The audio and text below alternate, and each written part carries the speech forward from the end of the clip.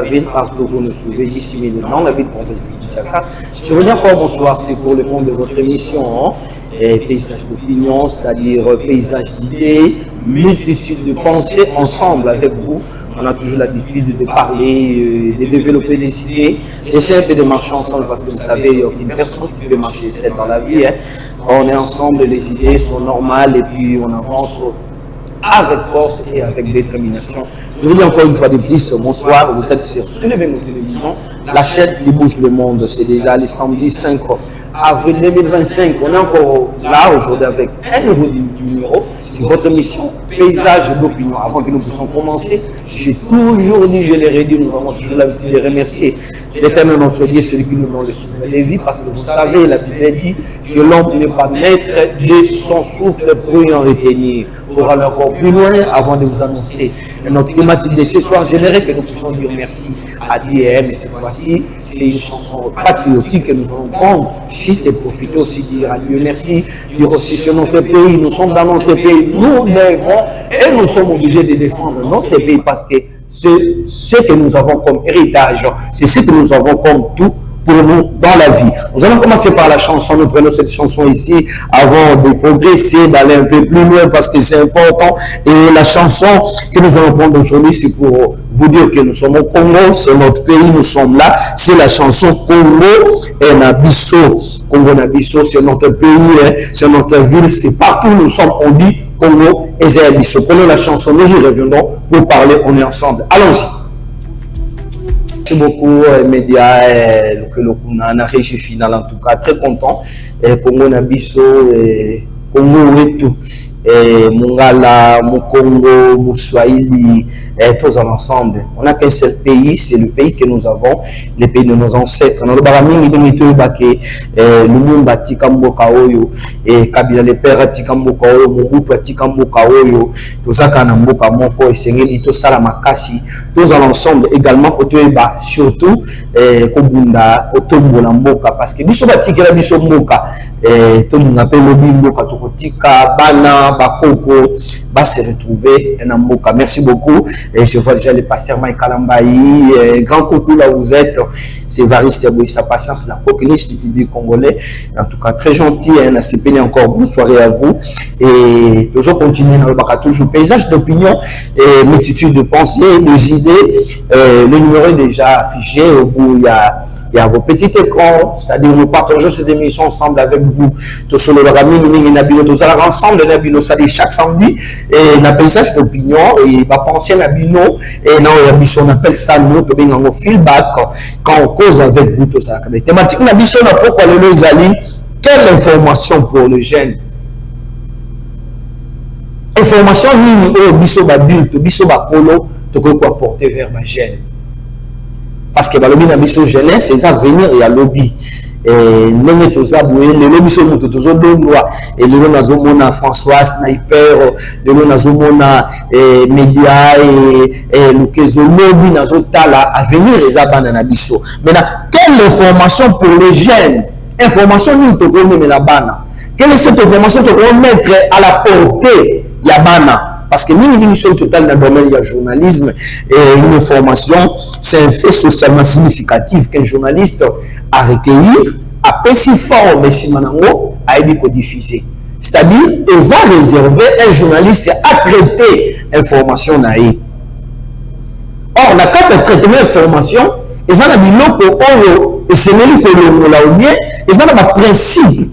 Ou bien le même que c'est nous toi là-bas avant de fournir bateau une information et le lot et nous ensemble ma papa ma maman nandaku et j'ai dit déjà merci là je vois le maître Pichen Force One mon je vois le maître Kadogo le maître peintre par excellence le maître Boussole à qui j'ai dit big salutations je salue là vous êtes à la maison.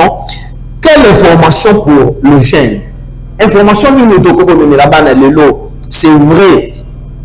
Il y a une grande différence entre une info et un bavardage. Il y a une différence entre information et loba.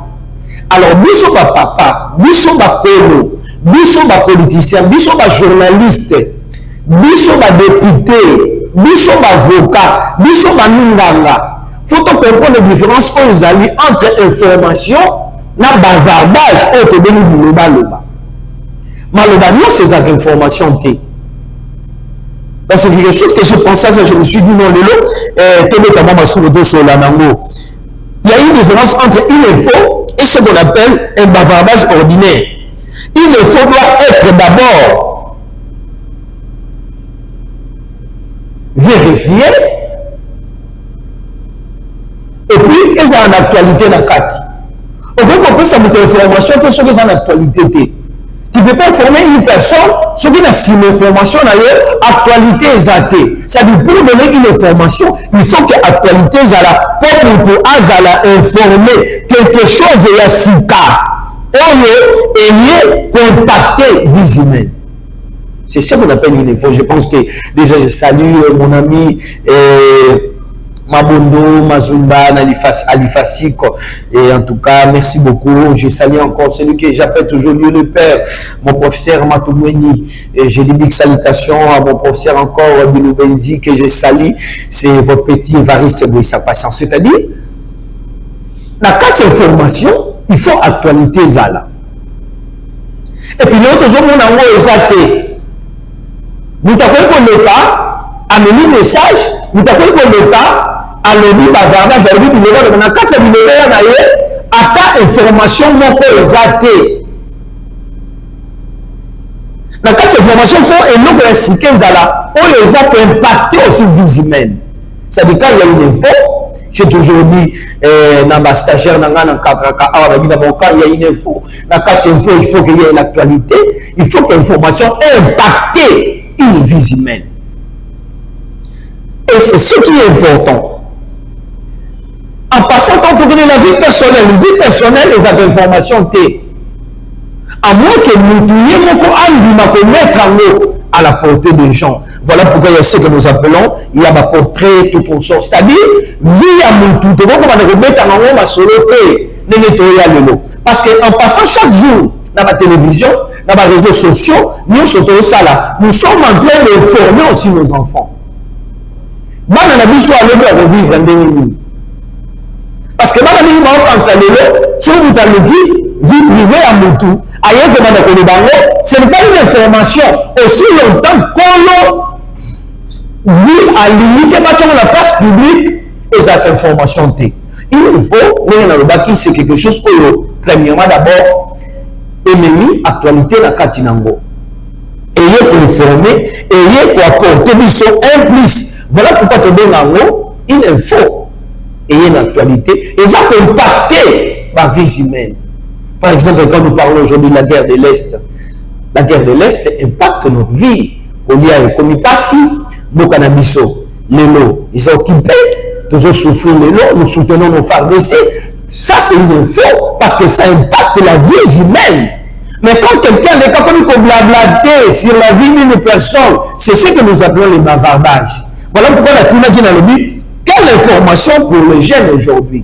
Alors, que l'unité basée a tendance à dirait que nous n'avons pas les informations. Parce que beaucoup de personnes pensent aujourd'hui, quand vous passez, aux Zolobaka, si vous voulez, au menu actualité, et ça peut impacter vie à bas côté, pour d'ailleurs, et ça une information d'abord, c'est en actualité, en plus au-delà d'abord, et impacter la vie humaine au que permettre les choses. Je viens de le dire, on a répété que vie personnelle et information que aussi longtemps la personne liée à se décider à tchangon la place publique, c'est-à-dire à ça que batunion se va alors passer à côté de la vie à Moutou Koloba et ça pendant la chose importante. Pour les enfants par exemple, il ne faut pas donner la poids à l'événement pas banal. Je vous donne un exemple sur la guerre de l'Est. Tu peux pour communiquer avec les enfants, on a que ça va que tu as un risque donné. Parce que mentalité qui dira aujourd'hui, tu vas condamner bateau, mais on est salaki, va vivre l'événement, va saluer de côté. Nos enfants doivent être protégés par nous. C'est-à-dire, nous sommes à Colo, tu as un droit, il y a que gérer l'information. Avec l'information qu'on n'a pas bana, tu as la banque, on a gagné mon corps, premièrement, et trouver la haine dans la beauté. Deuxièmement, et tout ça makanisi na bango te. Troisièmement, et faire perdre bango bon chemin à vite parce que l'homme y a venu na biso ya moka et ça n'est pas ban. Ça veut dire que nous les adultes toute manière nini ya communiquer na bana. Toute information dont on dit yango, on peut transmettre à na mwana mbala moko te. Mukono lukaka ba manière nini ya kobongisa. Ayeba ko amortir, voilà le mot français. Akomisa message de moi pété pour moi na yeba ko zwa yango. En sachant que makamona se lekelaka na mitu ya bana. Bana ba ko sekete na ngoto parce que bazana ba kolo, bazana ba papa, bazana ba yaya, oyo ba ko zwa so information wana. En tout cas, paysage d'opinion. Et Nazaraka toujours, on est invité Nazaraka. Aujourd'hui, je suis pas seul. Et j'avais voulu seulement introduire nos thématiques à l'élo. En tout cas, nous allons passer un bon moment avec vous, 45 minutes ensemble avec vous pour débattre sur quelle information pour nos enfants. Donc, il faut informer Bananini. Parce que je vois aujourd'hui dans les réseaux sociaux et tout d'un coup, c'est catastrophique. Qu'est-ce qu'on peut informer aux enfants? Qu'est-ce qu'on appelle par information? Ce qui est dit, au titre de dérapage, c'est ça le plus information. Or, une information est fait socialement significatif. Or, le journaliste a joué à traiter, à travailler sur Yango. Et voilà, aujourd'hui, je suis là et ensemble avec mes invités, je vais commencer à représenter Bango. Mais Bango, on va se présenter parce que ça serait important, impérieux, que Bango va se présenter. Nazana Banani, et on va passer par Takoyo et le mot Nabango. Bonsoir, Ndegonangai, bon week-end. Merci beaucoup. En tout cas, on a ces pays de paysage d'opinion, paysage déjà, multitude de pensées, multitude d'opinions, multitude et à ma donc tout le monde a mingi contribution et minani bandibubayeba tozawa nanani toza faire nanani. Merci beaucoup, monsieur Evariste. Ngai komo nangai monsieur Ntseka Malunda Célestin. Nazali président fondateur ya ONG Anasov. Oyo siège nangoza beaucoup plus à Nakata Chango, mais zali vraiment partout na RDC. Voilà, un peu par rapport à la présentation, on a regardé le liboso ya mwana. ONG Zana Chango ngo lobi na Chango exactement parce que Chango za munene, Chango za mulai, je sais que ce pas ko situé Chango awa to kokete tibi sika mususu précisément pédacier les sikani président. Merci beaucoup monsieur. ONG na biso Anasov eza siège nango za na kata Njili, siège social eza na Njili na quartier 7 na balabala Ludisi numéro 34. Voilà. Vous avez un objectif nini na ONG yango eza basé na domaine nini ONG wana spécialité na mweza ni ONG ezolinga kovivre na mboka to pe na kati na biso pe lobby et même nini na population. Voilà. ONG na biso nde naza koloba Anasov na molai to bengaka ngo Alliance nationale pour le soutien des orphelins, de veuves et de vulnérables. Auto katina mukuse Anasov. Objectif vraiment ya ONG soit ba mission oyo biso salela lika ONG wana ezali ko approcher ba orphelin. Ezali catégorie mingi oyo bato ba négligeaka mingi na mokili oyo. Biso toza beaucoup plus pour approcher ba orphelin, ba veuve na ba vulnérable. To approcher bango par rapport ceux qui toujours ba orphelin, to kendaka soit na ba scolarisation nango ya bango. Soki bazozonga na classe, tozana ba orphelin on to akadraka. Oza que chaque année to pesa ka ba kit scolaire, to kota ba na ba classe, ba kende kotanga et puis to landela ka situation na bango, ezana ba veuve oyo basalaka eloko te, bazo souffrir to ba veuve moko abandonné. Oyo to soka bango en charge na ba petit commerce ya ko fortifier bango pour que bateka bazala nzala te et puis lobi bazwa eloko kolia. Tokene ba vulnérable o baza ba vulnérable négligé o ezaki asala ka rien ba négliger na famille to zwaka ba vulnérable wana to kotisi bango na ba formation basali ba formation comme ba couper couture ba mécanique tout pour que lobby akoma pe mundu na kati ya société. Voilà un peu l'objectif oyo Anasof et Zanango, il y a pas approché ba orphelin, ba veuve et puis ba vulnérable. Président, aussi le siège Anasof, ils ont siège Napino et Zessikani, place parce que tout ce que vous venez de dire là c'est bon, mais on va vérifier parce que dans beaucoup de gens et comme on a monnaie d'échange avec les télé, je vois des gens dans les bis partout passer, surtout abouillés, te défendre à Kaboui, tout ça, la Kaboui siège, tout le monde et parce que juste de la ligne télévision à radio descendre sur le terrain, avoir des idées, l'images et puis comprendre qu'est-ce qui se passe et qu'est-ce que vous faites. Voilà. Bisso ndenge na ote kolobake siège na biso eza na avenue le Disi numéro 34 na quartier 7 na commune ya Njili. Donc wana soko ye okomona biso tokoyoka activité salaka et puis voilà. Merci beaucoup le président Giantseka et vous comprenez que dans un peu mon côté sur ce plateau Kwat Nangai, qu'on a pas la maison de ma gauche, dans le président de la ONG, Anasof, a fait une adresse, on a quartier 7 dans le ici. Et Nangabo, il y a le beau qu'on a moi aussi, nous avons mon Nangama le beau comme mobile parce que c'est comme ça. Et nous avons invité, nous avons se présenter, nous avons à qui nous avons affaire, n'importe quoi, les autres, nous solo. Quelle information pour le jeune?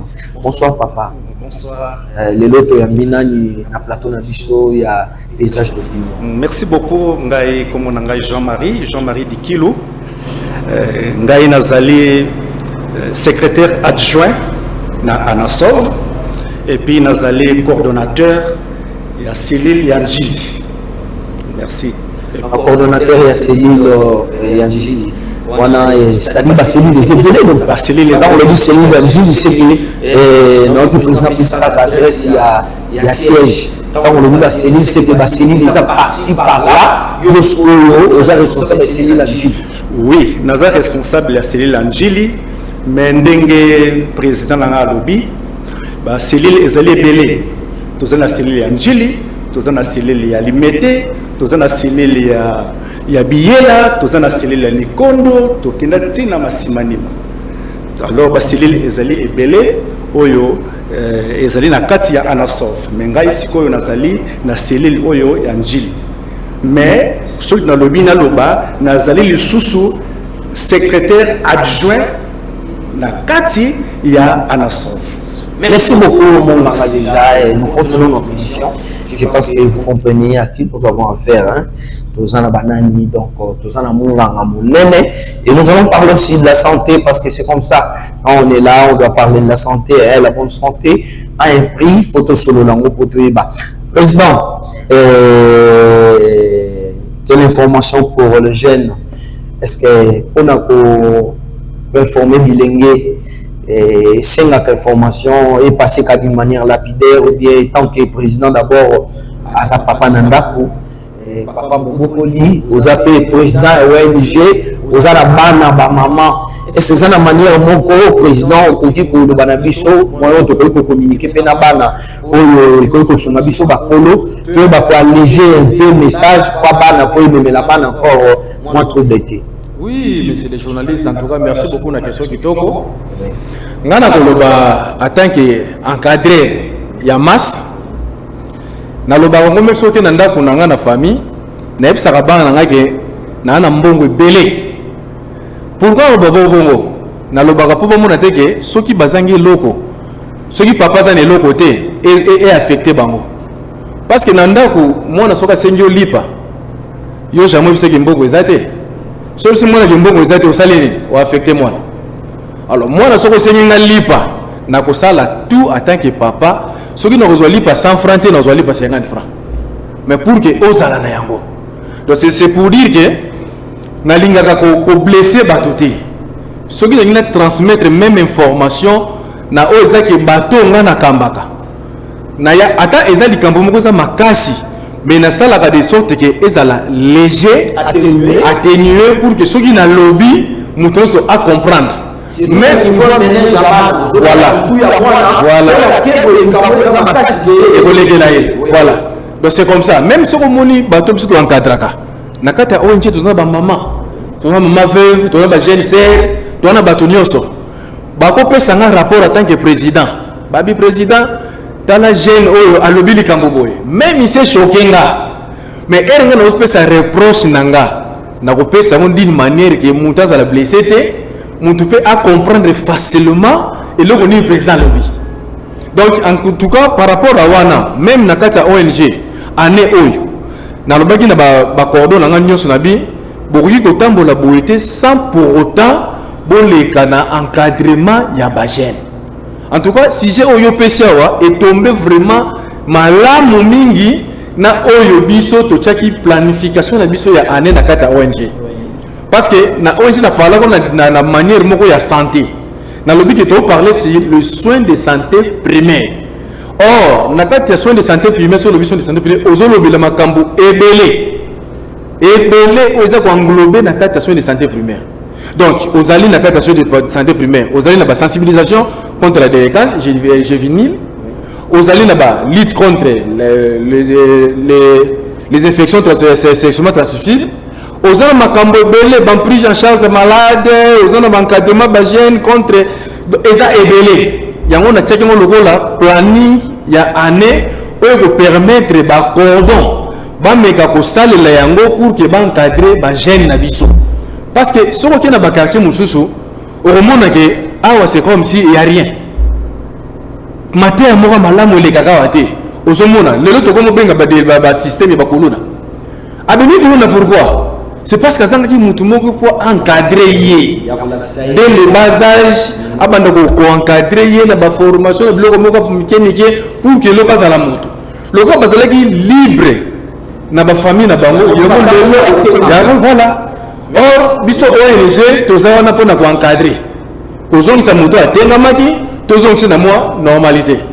Tu vois? Donc c'est pour cela que tu tiens planification oyo pour que ba cordon ba meka ko landela yango na sens que ba encadrer pe ba jeune biso na makambo musu ba kanza kezala malamu or que makambo na eza malamu te. Yango to tiango na ane obo na encadrer. Merci beaucoup, Président. Je pense qu'on est ensemble. Le Président Yebi Koboaka, moi flash na makambo sensibilisation sur les maladies sexuellement transmissibles et particulièrement les VIH/SIDA. Ou en pas mon manga. Et si maintenant nous sommes solo na Italie, quelle information pour les jeunes? Président, ngai na ebitango biso tozokola na mingi sniper na rappelaka mingi ezalaki na mwa ba penser moko ba mama bokolaka biso batalaka sanza na moi te soko ke dimanche soko tali sanza okini église okudima na sanza soko nyati bapine ya kune bembe makole kovimba yo soko moni bembe okolala te ezalaki manière moko baparent badeko véhiculer message pa na biso. Ça nous a protégés jusqu'aujourd'hui, même que pour la biso. Moi, je sais une chose dans le barango. Mon papa me disait que moi, je suis à Colomba sur le coloté. Aujourd'hui, j'ai compris que mon billet, parce que mon papa, maman, j'ai compris que mon papa, ma pesa la biso, message wana, mais ma papa, pour battre la biso. Alors, nous, on a comme on a passé, nous, on a connu Nicolas Lelo. On a pris cet exemple.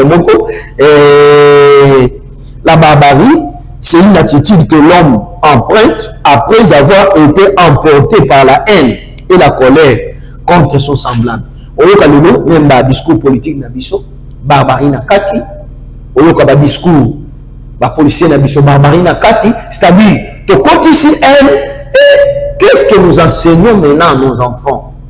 Le but de banga bolingo zalate entre biso. Or, information ya bana c'est vous avez information moko et ba kolo ba fandeli ba bondisi peut permettre à venir à bana za la malam. Société na biso de temps le Nicolas président par rapport à l'observation na yo. Ozomona ndenge na bana ba jeunesse na biso alo. En tout cas, ndenge toujours tambola lelo. Ngala ngoloba ke jeunesse so ke da mupandi. Ndenge tu ko pesa ba dajo lobby tangu biso to kolaka. Onyati kunde bembe o makole ko vimba ozobanga soko mune bembe okimi okena ndapo mais lelo mona monke soki pelele yewo na mutele kusuna ko bina bina makazi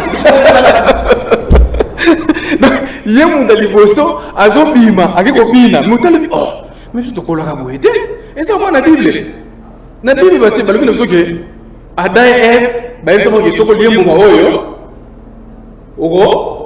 okokufa nzambe pe apesaki parabole abombi pe c'est ça le problème.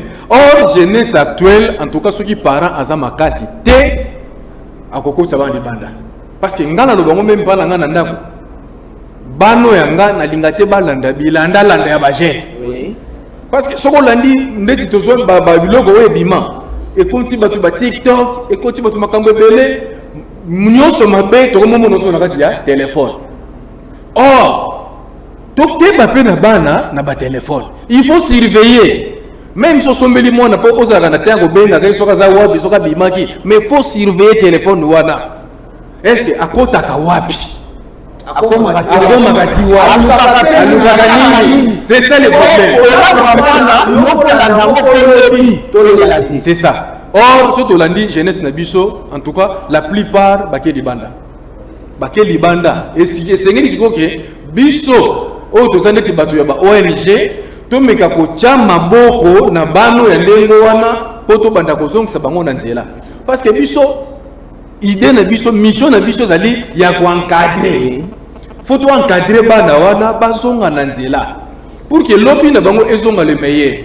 Je me souviens une fois na lança opération na bi na esi ba mafev na ngani nyonso na bi oyo nyonso azana mwana asalaka eloko te yela ngai et j'avais reçu aussi beaucoup des enfants o bayaka mon CG là na zu bango na tei bango na bi na chabino bisala na tuni bango yo lingo sala ni o kuti o lingo sala ni tozui charge ya ko futela bango mbongo bakoti na ba centre baki ko travailler mais chose grave o bakende ki na couper couture ata moko na zo ki na bénéficier ki na été tout le monde le ka ba na vie moko un peu compliqué dans la famille na bango et puis biso to meka ki keto ezwa bango poto tcha bango ta la formation pour lobi na bango ezala le meilleur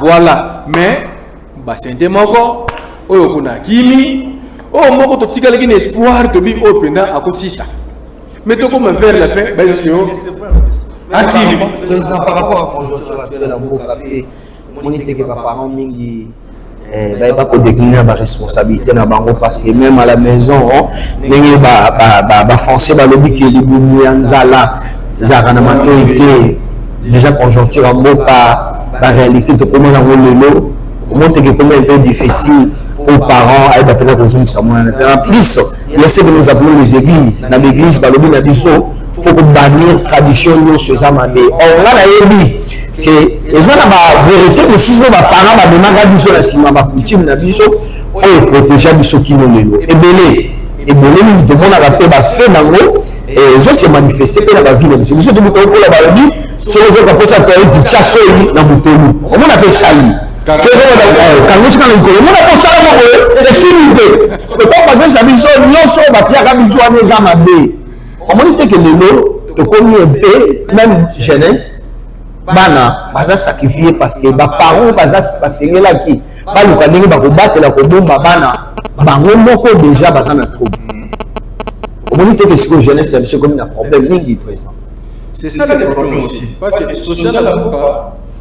social mboka tellement et eza ko kena ndenge mususu parce que toyebi na kala biso zaki soki ba ko benga yo babike ya ko lia okili okipe ko sera na boto mais lelo moi nazo lukanda lia or so okipe na banda ko moni ki bato pe social les moi bien parents ne ko ayebe ko encadrer bato bana mo zande ke mususu donc eloko so ko mabiso lisusu na kata mboka même si biso to su ba ONG to bito encadrer to ko encadrer li bumeza na nzala au foot lié mbongo sala musala mais li bumeza na nzala très compliqué aujourd'hui ils ont été comme ça mususu donc et là que mboka be faut aider biso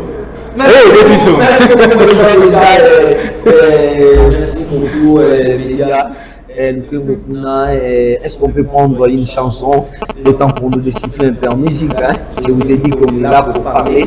Et quelle information pour les jeunes? Comment on peut passer l'information? Est-ce que Bilingue va mériter le lot?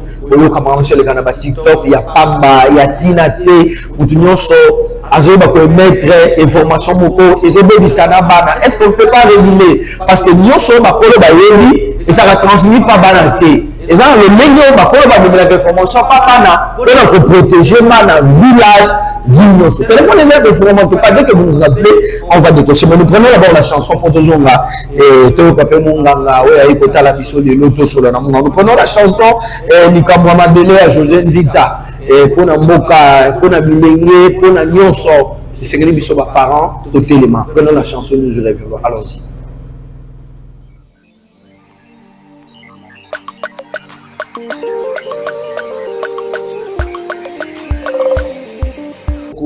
Déjà médias, le Peso Pro, merci.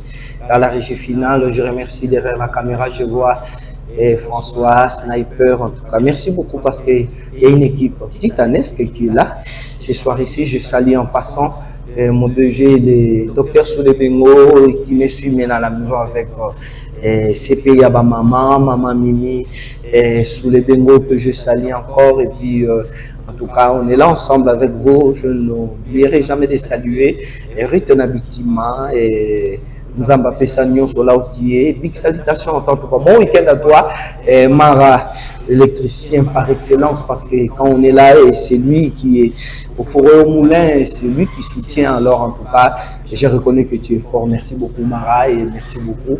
On est là ensemble. Sans plus tarder, nous allons passer. Toyoka docteur na biso pourquoi lelo parce que mingi paysages d'opinion dans le baki, ce sont de multitudes d'idées, des pensées, des raisonnements, des propos. Donc non qui pas penser qu'à lobby non yo kapé sous munganga et munganga abina biso sensibilisation sur les maladies sexuellement transmissibles et particulièrement alobina biso bango bah c'est particularisé na sida. Et j'avais dit ici comment on a tout un thème thématique na biso, quelle information pour les jeunes. Et le docteur m'a dit c'est cette information pour les jeunes. Nous allons prendre le docteur Monganga. Sensibilisation sur les maladies sexuellement transmissibles et particulièrement les sida. Avant on a fait ça maloba pour na sida, on a communiqué par les jeunes kaka sida. Bon, merci beaucoup ndenge na babaki na bandeli président Mabiso a fait ce planning avec ce biso ni toko kosala durant année. Alors na année mobimba biso to cible qui d'abord to banda qui parce que la c'est ce que le belé dès là que ça nous pose la vision na ndenge na ye et puis après c'est biso que belé ko selon vision selon agenda na ye ko après c'est biso. Alors demanda qui mingi na sensibilisation il y a maladie sexuellement transmissible maladie ko ezali que non ko ezalaka na bosangani moi si non. C'est le problème de nous avons pourquoi Malamoko président c'est une autre à viser Malamoko Singapore. Maladie sexuellement transmissible, je pense que c'est la Bible. Mais on a mis une fois comme Malamoko, quand on a mis la famille, président c'est à quoi sida. Voilà, merci beaucoup, merci pour la question, monsieur le journaliste.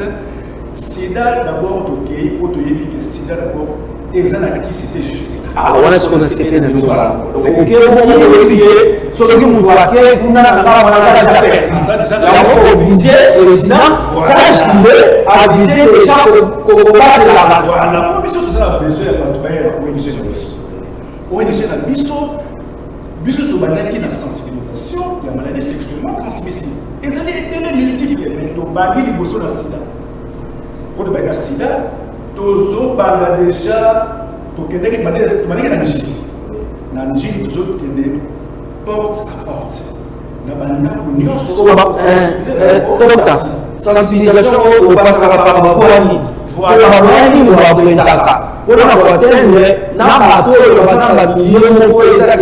moi reculer, moi ciment. Quels sont les moyens pour les Merci pour la question. Jusque-là, toujours les gars, sensibiliser de porte à porte. Moyen de s'arrêter.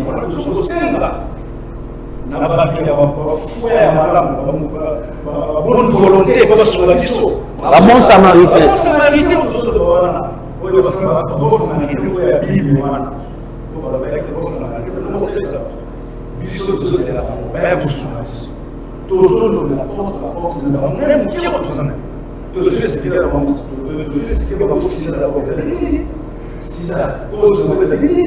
Monde de coordination, qui s'est malgré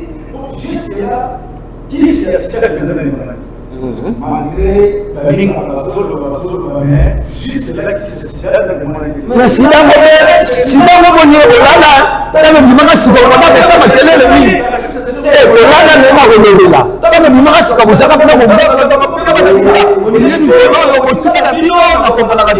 bien sûr, babadaki kolobeleango mingi mais bazongi mwasi. Mais plus bazongi sima maladie yango moko ezoko sala makasi ezoko salema aba bruit. Vous comprenez? C'est que maladie ezali bato bazolobeleango te bato bazomona comme si maladie yango ezali te maladie ezali. Yango bino ana sens ziko bozui les deux. Yango mais ezali aba bruit auto de la semaine que merci pour rejoindre biso. Yango na biso zolobi que non il faut normalement ana sauf et lobela sensibilisation sur les sida.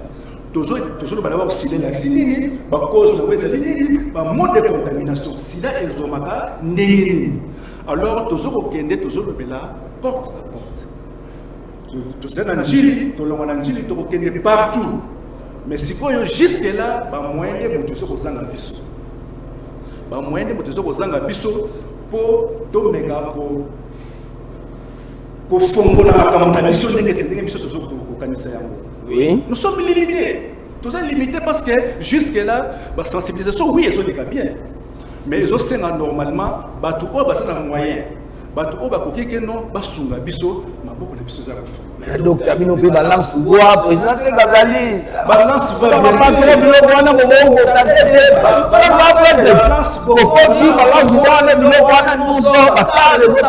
bien sûr, balance voix. Mais là, si vous par exemple, le bique non, et l'homme est alité. Balance voix, vous ça.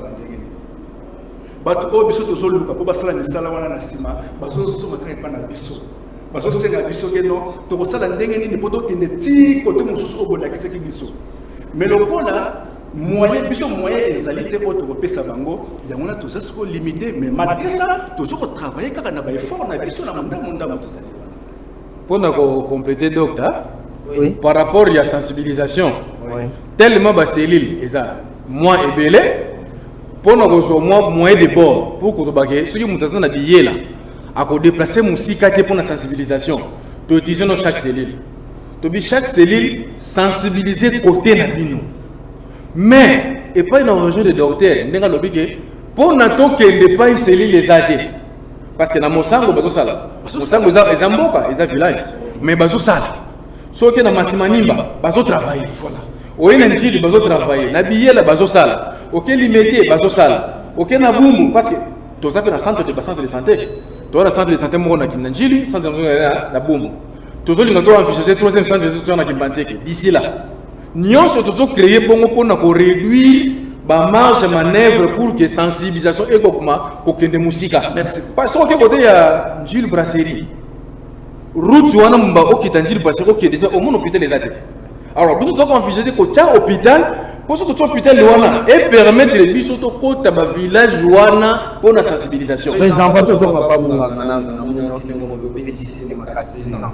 Oui, c'est ce que le ministère de la santé et l'ONGT nous soit ratamment parce que sûrement ma bien qui était pour l'action opposée parce que na yebio na kutano na ba activité mingi opposée. Donc quand on zo ba boué, le service que jusque là aux opérés non on a pas même bien force na yo mo juste la ministère de la santé parce que ça va le monter. Merci beaucoup messieurs journalistes na Rolobake. Oh lobby eza question moko vraiment motoya. Oui.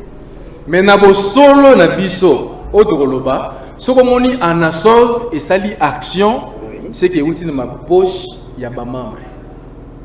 wana bino moko ka biso moko tosalaka nyonso puisque là l'état zobeta eloko moko te tozwaka subvention te kisi te eloko te et toza kuna baparler na bakonzi ya santé pour que bameka un peu kobanda kohide biso.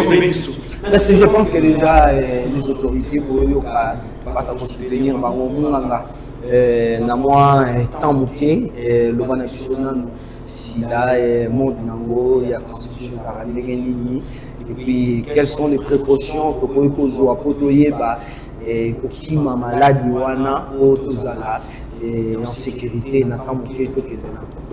Merci beaucoup pour la question. Bon, dans le mode de contamination à sida, il y a un mingi. Ata na pesa ba information et na sensibilisation ba tuwana. Makila. C'est que mode de contamination tous alango ezama mingi. Mais sur le week non par exemple au moni biloko biso to sala la kawana. Biloko to sala la bana verni ko baleka. Biloko basala la kawana biloko manzaka, biloko o basala la manzaka wana. Biloko nyonso wana. C'est que le mode de contamination est que non entre maman et moi. Moi, je n'ai pas de sida à partir de maman. Constamment, il y a moi qui par la voie sexuelle. La voie sexuelle, il y a une transfusion sanguine. Par exemple, nous avons Bella, qui est dans l'hôpital. Qui est dans l'hôpital, il y a des tests de moussous. Mais les tests oyo batali pona bayeba makile ya mutu wana soki ezali infecté ou pas.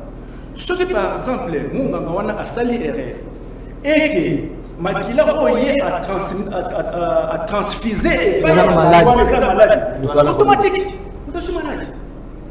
Ya mwana to sengaka toujours na ba laboratoire na biso soki par exemple mutu wana aye bato bongo lolenge wana ba soit transfusion il faut toujours pour ça à part malade, à part ma test de sous mais toujours test à VIH. Le test à VIH, docteur, vous avez déjà marqué les athées dans les autres, c'est le test à VIH. Non, test à VIH, vous mettez la tête. Non.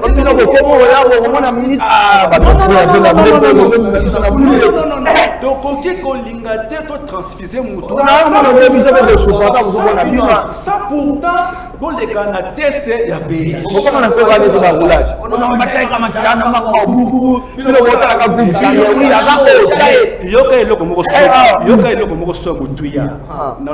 toujours il faut toujours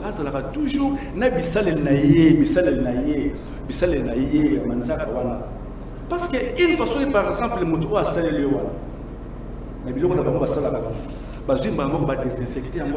quelque part et à 0 mètre. Par exemple, le moteur de VIH à quelques mètres, on a fait rien. Quand objet tranchant, une façon, par exemple, maquiller à Moutouana et que à désinfecter qui a côté, ce qui va baquer au sol, pas Moussouana et qui a automatique. Et c'est ça. Et puis, tous les sources de contamination, il y a maman à moi. Et ça, m'a gagné.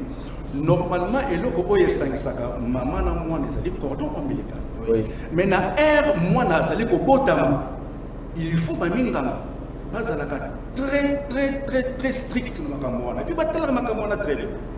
Ce qui moi na sali ko botama na air baso ko katala motolo, baso ko séparer moi na maman. Il faut une fois par exemple ba kati motolo wana ba séparer direct. Akatate bazoze là il faut pas séparer maman na mwana. Voilà, mwana azali protégé et puis maman une façon par exemple maman azali déjà atteinte ya sida. Il faut normalement à son traitement naé ezali na ba centre oyo balandelaka batwana. Mais mwana normalement il faut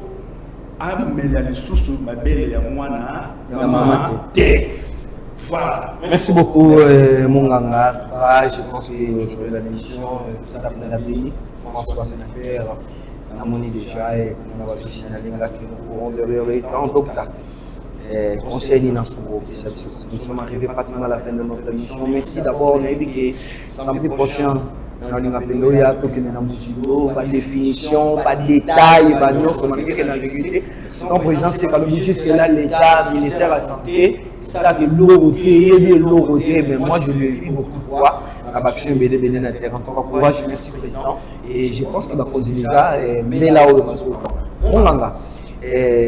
Côté service au conseil, il y a Souka, pour la Simakoto, il y a Mayo, spécialiste, nous, on va prendre merci beaucoup pour la sida, on a beaucoup levé la boye. D'abord, on a levé pas, parce que nous avons ce haut de voler Canabanda, Canabango, Bayama Bisso. Pour Bayako, et le bon Bisso, pour la sida. Sida et le moko ezali o biso ko tshana mutu juste là qui sinango et monane nanu et ba qui se autopeste juste là c'est des produits des traitements palliatifs. C'est traitement palliatif, la curatif. Alors tokeba sida ezali. Conseil na ko pesa la mutu nyonso surtout na basi. Il faut toujours ceux qui par exemple baye ba komona ngote biloko wana mais na mayele ko ko tuna na bato o ba katala biso manzaka papa biloko o ba teka ngo combien na ko ko zulango wapi ou bien to pesi bango mbongo de façon que no biloko wana baye la yo pour protéger wana ba somba yango pour so par exemple na sese manzaka asase biloko wana et puis à chaque fois ceux qui par exemple moto abeli ba pas sese ba examen il faut que na hôpital moko o ezali et yebani et puis hôpital moko o ezali ya malamu ko ba examen ba lega malamu pona mwana ou bien ndeko aleka transfert. Merci beaucoup docteur Pessem sur adresse hôpital place où vous avez peut-être un petit peu de tour donc les traitements et pas il y a docteur Nabiso au PCBiso adresse et puis au PC parce que nous sommes arrivés pratiquement à la fin. Après vous, on a PCI Malouba, président Sima, je vais clore l'émission. Merci beaucoup. Biso Tozali na avenue Nsanga, na quartier 6, avenue Nsanga numéro 11. Sokyo Yewana, Anasove, Ndenge, président Lobby, tout ça déjà dans l'hôpital où ils allaient. Hôpital Wana, tout ça na Kambo, Nyonso dans l'hôpital Wana. Bon, opération, ils ont les cas, tout ça dans la pédiatrie, tout ça dans la médecine. Dans la matériel, même les échographie et Zali. Ceux qui côtoyaient Wana, tout ça dans la médecin et solo Bazawana. Tout ça dans la spécialiste. Tout ça dans la infirmière et solo. Infirmière pour biso tozana bango wana avant ba leka basala na biso ba leka test basa ba infirmière solo.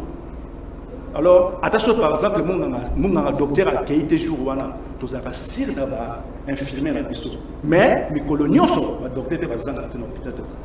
Merci mon rappel ça va boter festival na niveau parce que nous sommes arrivés pratiquement à la fin de l'émission. Merci beaucoup. Bon, ma PC mbote na famille na ma famille de Kilo. Puis na bosanité pa moi sinangai mama Kari pesa mama Kari mbote na bana ngai nyonso na pesa bango mbote et puis na pesi libota nyonso mbote en tout cas merci. Merci beaucoup déjà mon ngai simulingi nanga mona sur le même télévision c'est pour ça que tout nga koyamba papa ndako ya papa était pas mola makati président c'est pas Maloba Nasuka émission nous avons passé un bon moment d'abord on a remercié pour encore répondre à l'invitation de le président Yanasov et le président Malobani Nasuko PCBiso et aussi Bamote Nabayayo pour accomplir l'émission. Merci beaucoup ndeko journaliste ngai Maloba Suka eza par rapport eza Suka te hein ya Suka ya Suka pour l'émission eza Suka te donc le baga Maloba Suka mususu ah voilà on a vu tout ça ah voilà faut préciser Maloba ezali ke ONG Yanasov eza wana ifungoli ma porte nango eza kozela bino bato oyo bozana ba moyen oya kosunga biso na ba activité autre tozaka na yango. Alors ceux qui n'ont eu pas s'appelle le numéro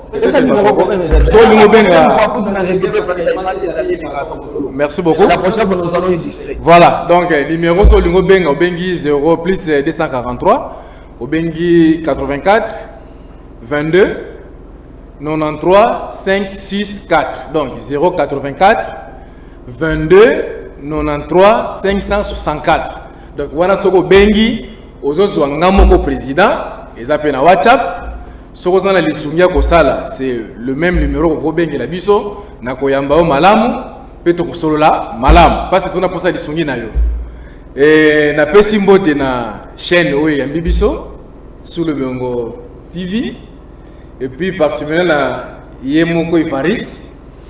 Merci beaucoup parce que na viki onyo comme ipona kozwanga. Mais les lots quand même Merci beaucoup. Na bina kolega pour toute l'émission mais ndenge sina bandi boye eza pe asukate to on programme toujours to ka émission to sala quand na sepeli beaucoup na DG Yemoko pe to pesi mbote na pesi mbote na famille Malunda et pas bozali poto wapi mbote na bino na famille Lozaya de Nzakala bozana mbote na bino et puis na bana nyonso ya Anasov en tout cas mbote na bino et puis na bosanité mon pasteur Bruno Polo yao ya ngona tokuta lobi l'église. Merci beaucoup déjà là c'était les DG à Anasov. Moi je ne manquerai pas de saluer mon ami Moto Pekavo le 3 bar lui aussi il est à Anasov. Vous avez reçu les numéros et la présidence c'est 243 84 22 93 562 en tout cas bateau pour soutenir et pour saluer bango yo basana souci à lobby pour bazo soin et il y a population en tout cas très gentil, très heureux pour moi de vous avoir nombré devant votre télévision pour votre émission Paysage d'opinion. Je salue également celui que j'appelle le DG sur le Bengo, docteur Nzambe Yabokono qui me suit à la maison, maman et je ne manquerai pas de saluer l'équipe technique qui a fait un travail titanesque.